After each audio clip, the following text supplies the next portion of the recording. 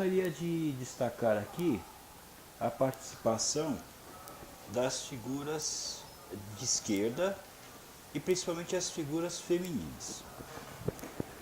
O candidato do PT, o Haddad, ele tinha, na verdade, uma missão muito difícil.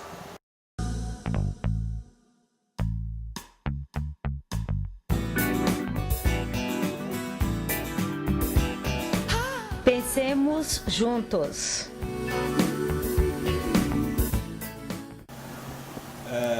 Por várias razões. Primeiro, porque a maré, obviamente, já estava mudando, já havia mudado. E ele até foi bem sucedido, porque, querendo ou não, chegou até o segundo turno. Um erro que eu acredito foi um erro estratégico, mas que demonstra bem a mentalidade do PT. O PT ele se assenhorou da esquerda, ou seja, a esquerda passou a ser propriedade do PT.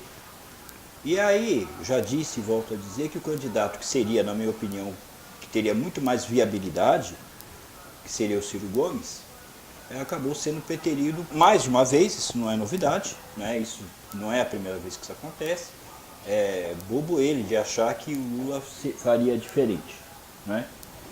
E aí o Lula resolveu apostar, fazer uma aposta que, na minha opinião, foi uma aposta equivocada.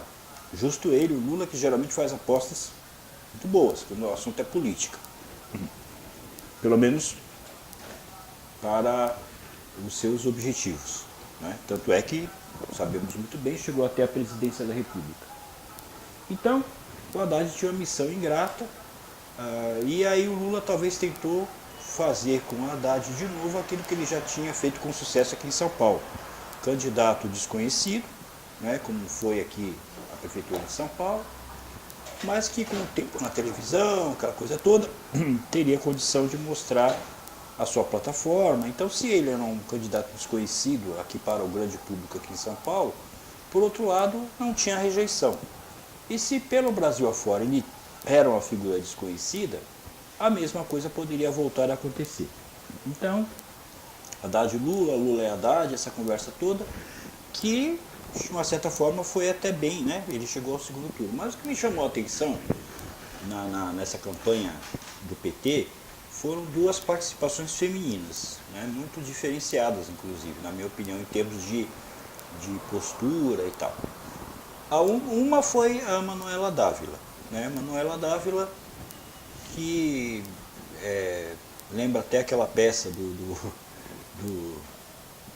grande Nelson Rodrigues, né? Bonitinha, mas ordinária, né? Quer dizer, é uma pessoa que não tem conteúdo, realmente não convence ninguém. E acho que foi uma escolha desastrosa, né?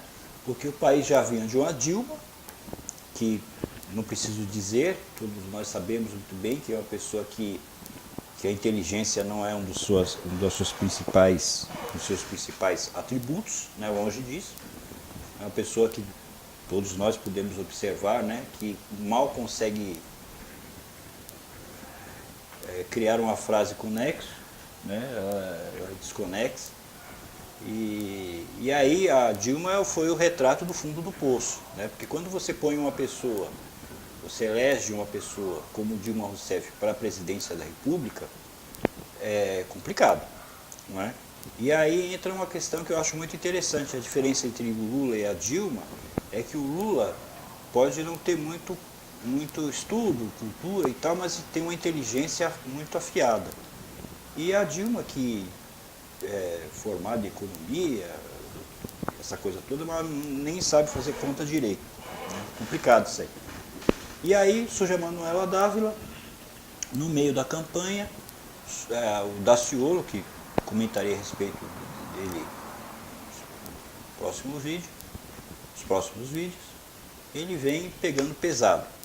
Foi a pessoa que se destacou bastante também. E pôs o Ciro Gomes contra a parede, do Ursal e Folha de São Paulo, essa coisa toda.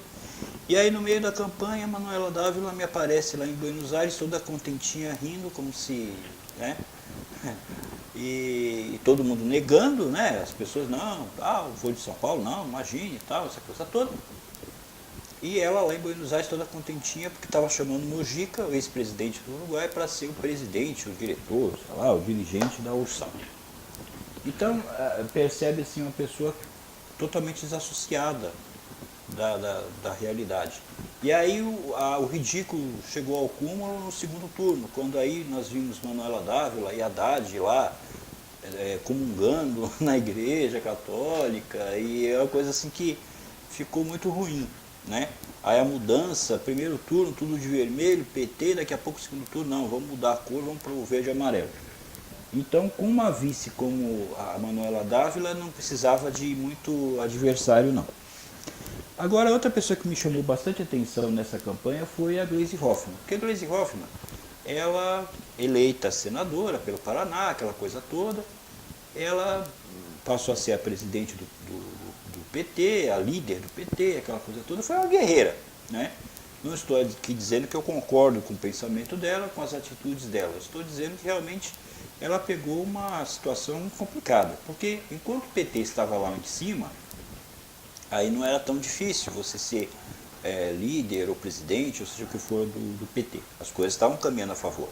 A partir de que vem Lava Jato, denúncias, Palocci cai, Genuíno cai, Zé Dirceu cai, aí a coisa fica realmente muito difícil. E ela mantém-se, né, fiel aos seus princípios. Aí eu não sei se exatamente seriam os seus princípios ou os seus interesses, né? Aí são duas coisas um pouco difíceis, até porque hoje o que eu vejo em relação à esquerda é que nós temos muitas pessoas que têm interesses. Não sei se é uma questão ideológica exatamente, né? Que essa parte eu até respeito demais, mas uma questão mesmo de interesse. E aí me chamou muita atenção isso, essa luta que ela tem, e é óbvio que o PT ainda possui um capital político razoável, né? Isso é inegável, mas é uma luta complicada. E essa luta ela tem perdido, né? É uma luta em glória e ela tem perdido. Então veja, se a gente fizer um pequeno levantamento desses últimos tempos, do que aconteceu no PT, a Gleisi Hoffmann ela lutou para que não houvesse impeachment da Dilma. Então ela deu apoio à Dilma e a Dilma caiu.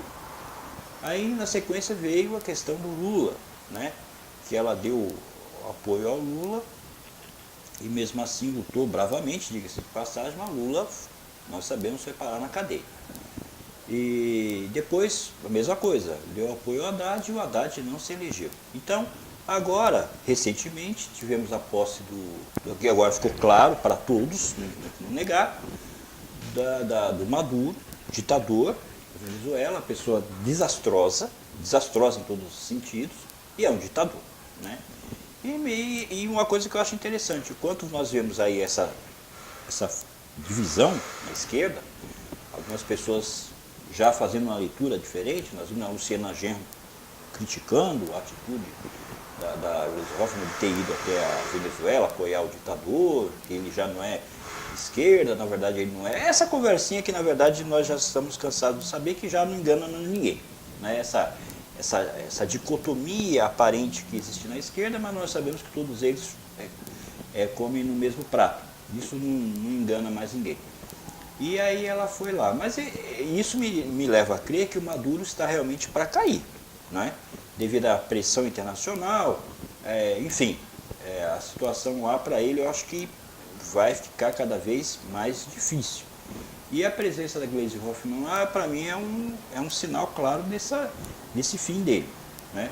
Porque as pessoas, como eu disse, que ela apoiou, todas fracassaram, né? Então, repito, apoiou a Dilma caiu. Depois ela deu apoio para o Lula foi preso.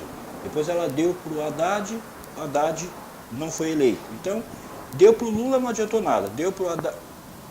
Não, deu apoio político, é disso que eu estou falando, né? Então, para todos que ela deu apoio político, a coisa não caminhou bem, não. E agora com Maduro, a julgar pelo retrospecto recente da Venezuela, ele deve cair.